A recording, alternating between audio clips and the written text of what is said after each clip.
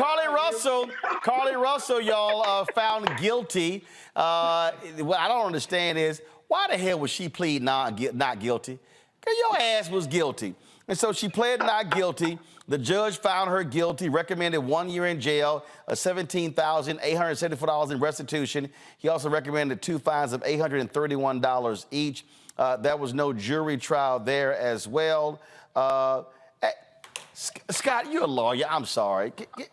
Dude, can you explain why are her attorneys appealing? Well, what was her? It depends on what her defense was. She's free to plead not guilty. She was found guilty of faking her own abduction. And then making a false police report.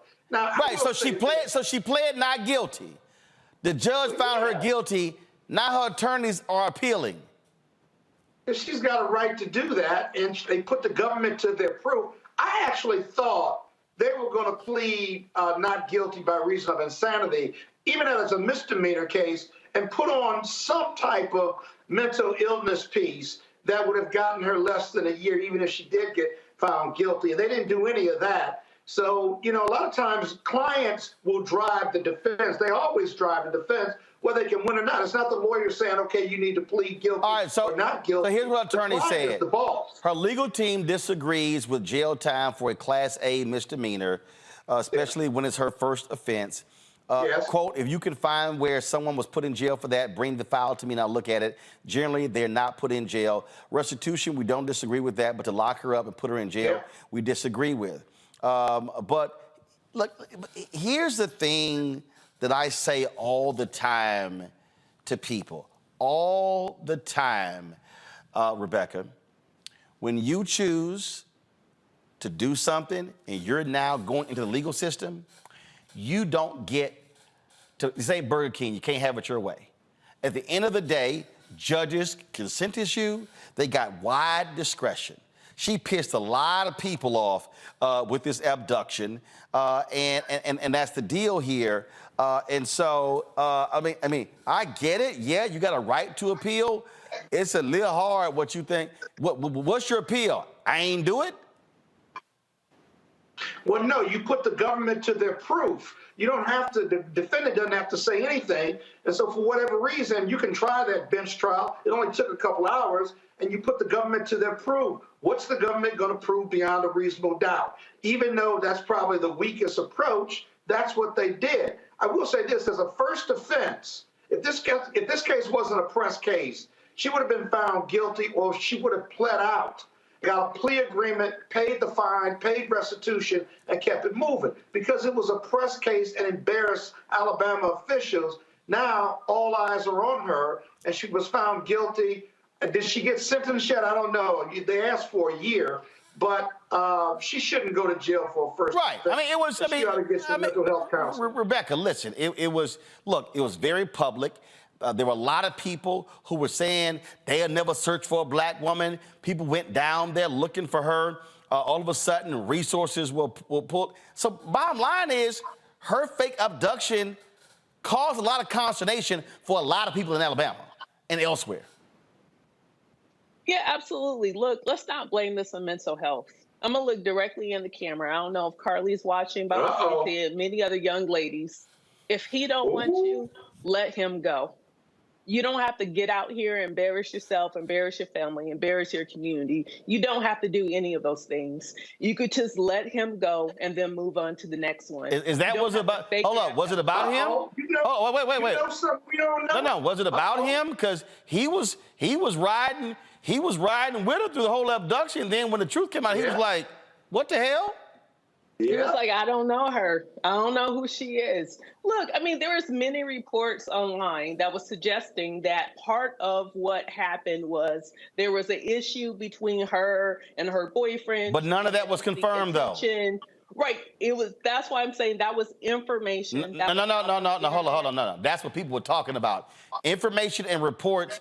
I always look at what's the source. And so I don't know what the source was on that. So a bunch of folk talking is one thing, credible information is another. Absolutely. And none of this was confirmed. But it's also why I don't want to lean in and say, oh, well, maybe this is a mental health issue. I agree. Because we don't know that either. I agree. Because here's the deal. No, hold on, Scott. Scott, calm down. No, Scott. Scott, no, she didn't, Scott. No, she didn't. Larry, some folk. Scott, calm your ass down. It's crazy. Some folk do some dumb shit, Larry. Some folk do some dumb shit. Yeah, that's keeping it 100 in this conversation. So listen, this is an unfortunate situation all the way around. Look, listen, we talk about black folks, particularly black women going missing. You know, we have black and missing. You've had them on, Roland. Look, disproportionately, when black folks disappear, no one pays attention. And that's why what California did with a new Ebony Alert is so important. Because disproportionately, once again, we go missing, particularly black women. No one pays attention. No one cares. This story blew up, got national attention. Black folks are all over social media. Like you said, black folks are willing to travel to help look for this sister. And then we come to find out it's a hoax. So listen, often when people do crazy things, they tie to mental health. Listen, and we often know people who have mental illness you would never even know about it. So let's be clear about that. The bottom line is she made a really bad decision, and it will harm her for the rest of her life. And regardless of what you do, you can always Google her name. And this story will always come up. And so just she's damage now to herself. And just let me remind some people, it was a white woman in California. Go to my iPad. Her name is Sherry Papini. Guess what? She faked her abduction, and she was sitting here laid up with her boyfriend hundreds of miles away while folks were looking for her. And they were looking for her for a long time. Guess what? Sent her ass to prison for 18 months. So I know folk might say, oh, man, it's a black woman. No, the white woman went to jail for faking her abduction, and so that's what happens. All right, y'all. All right, folks, back to our Roland Mark Unfiltered video in just one moment. All right, folks, Curl Prep Natural Hair Solutions is an amazing organic two-step curl-defining system for women, men, and children. Look at this video, you can judge for yourself. People line up to see this product in action at hair shows. When they take a seat to try it, they don't believe it is their hair. You can buy the products at curlprep.com. It works on all hair types.